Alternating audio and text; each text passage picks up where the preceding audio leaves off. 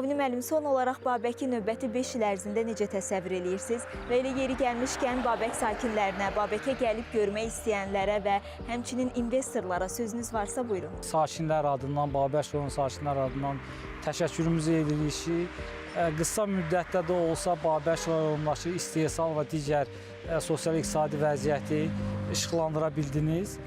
Və son 5 ildə dövlət proqramlarının icrası və müxtəlif tədbirlər planlarının icrası nəticəsində Babək rayonunda sosial-iqtisadi inkişafın yüksək səviyyəcə qalxacağını təxmin edirik və burada böyük rol oynayacaq qism məhz biz Babək rayonu olaraq Zəngəzur dəhlizinin üzərində yerləşirik. Həm dəmir yolu nəqliyyatı olaraq, həm avtomobil nəqliyyatı olaraq Zəngəzur dəhlizi üzərində yerləşir Babək rayonu və mən hesab edirəm ki, bu Zəngəzur dəhlizi artıq faktiki olaraq fəaliyyətə başladıqdan sonra həm iş adamlarının, istehsalın burada imkanları daha da genişlənəcək. Mən iş adamlarını Babəkdə müəyyən investisiya və sahibkarlıq subyektlərinin açılmasına dəvət edirəm və gələcəkdə yaranacaq olan o fürsətdən müəyyən qədər yararlanmağa çağırıram.